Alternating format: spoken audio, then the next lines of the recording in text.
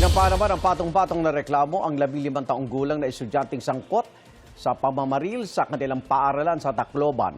Ang 14 na taong gulang na kasama niya isa sa ilalim naman sa intervention program. Bukod sa Senado, sinusulong na rin sa Kamara na imbestigahan ang sunod-sunod na karahasan sa mga eskwelahan. Live mula sa Tacloban City, may unang balita si Rafi Tima. Rafi. Igan, sa kabilangan ng pagiging minor de edad ay sinampa ng kasong kriminal ang 15 taong gulang na suspect sa pamamaril dito sa San Jose National High School. Dahil nakasaad sa batas, kahit minor de edad, basta nasa 15 taong gulang pataas, ay kung may tinatawag na discernment, ang isang tinaguriang child in conflict with the law ay pwede pa rin siyang kasuhan.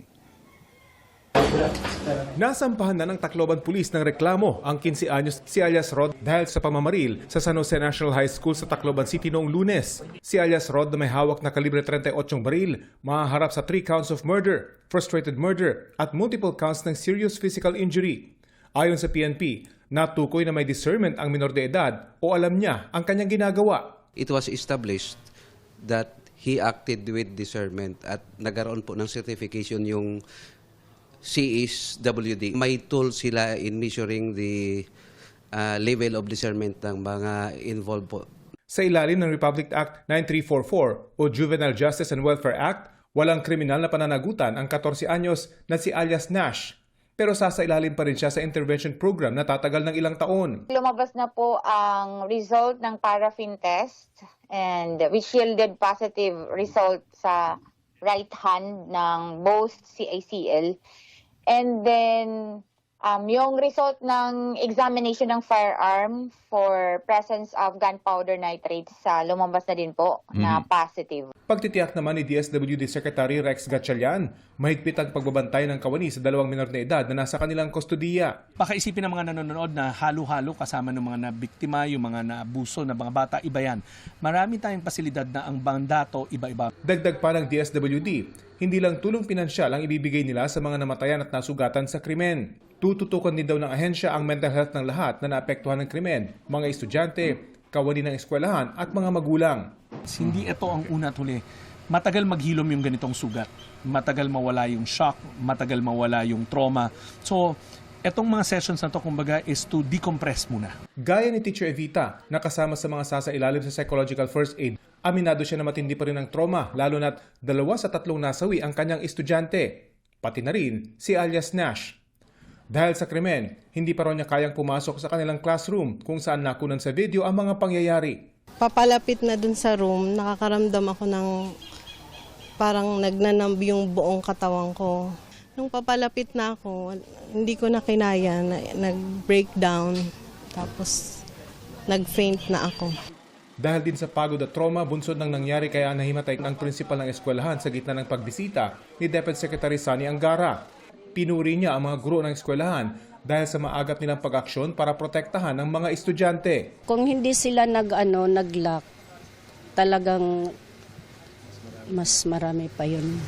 Para po sa estudyante, kakayanin. Ang estudyanteng si RJ, pinupuri rin ng mga guro at kapwa-estudyante dahil sa kabayanihan niya para iligtas sa mga kaklase. May kinukuha ko ng may mga sugat sa dibdib, pinasakay namin sa motor. Pagka sakay sa motor, anong ginawa mo? Bumalik pa ulit. Tapos, sino ang pangalawa mo? Opo. Pangalawa, yung 3 babae na.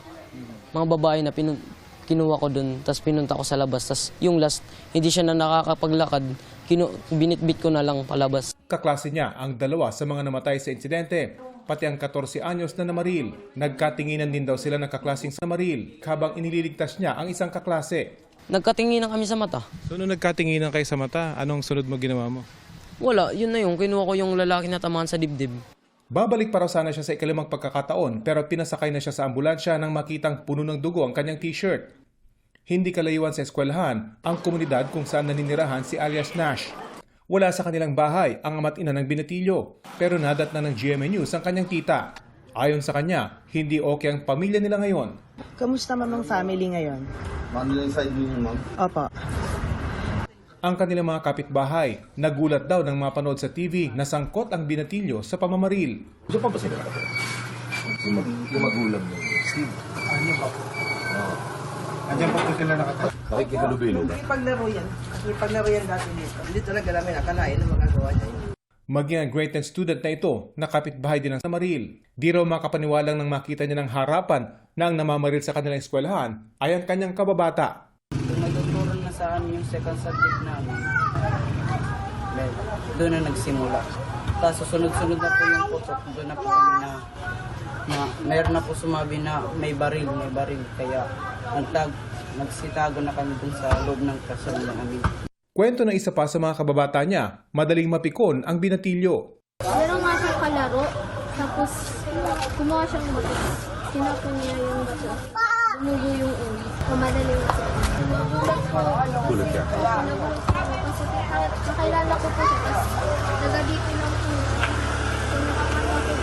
Nasa kabilang barangay naman ang bahay ng 15 anyos na sangkot sa pamamaril. Naroon ang kanyang ama't ina, pero mailap din sila sa kamera. Pasensya po sir, hindi po muna ka makakapagbigay ng sa inyo ngayon dahil ang abogado namin, wag lang daw po muna kami magpa-interview. Meron lang ho kayong mensahe sa publiko, sir. Yun lang ho. Wala pa muna sir. Pasensya muna sir. Ayon kay Interior Secretary John Vic Rimulya, tinitingnan ngayon sa investigasyon ang posibleng pananagutan ng mga magulang at tiyahin ng mga bata kung bakit sila nagkaroon ng access sa baril. Lumalabas sa investigasyon ng PNP na may kaparehong serial number ang revolver na ginamit ng isa sa mga minor de edad. It was traced through the serial number. It was traced to a security agency in Cebu. And according to report and when they were asked the actual presence and or actual kung nasan yung barrel, it was traced in another province, but not in Tacloban, in Bohol. And so it is now being investigated. Kinumpirma naman ng Regional Civil Service Unit sa Central Visayas na ang serial number ng nasabing baril ay pagmamay-ari ng isang security agency na nakabase sa Cebu City. Sa ngayon, hawak na ng Regional Field Unit ng Forensic Group sa Bohol ang baril. Inaalam din daw nila kung alin sa dalawang baril ang ginaya o ginalaw ang serial number.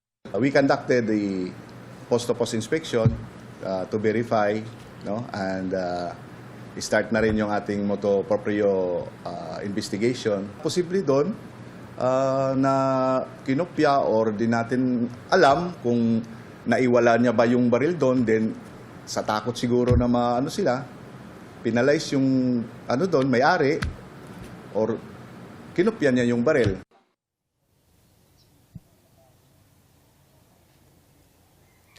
Ngayong araw, nakatakdang sumailalim sa psychological first aid ang mga guro, kawani at mga estudyante nitong San Jose National High School sa ilang simbahan dito sa Tacloban. Kahapon ay may mga sumailalim na sa PFA at magtutuloy-tuloy daw ito, lalo pat ayon nga sa DSWD. Mahaba ang mga ganitong intervention at hindi agad-agad mawawala ang trauma sa mga nakaranas nitong karumaldumal na krimen sa eskwelang ito.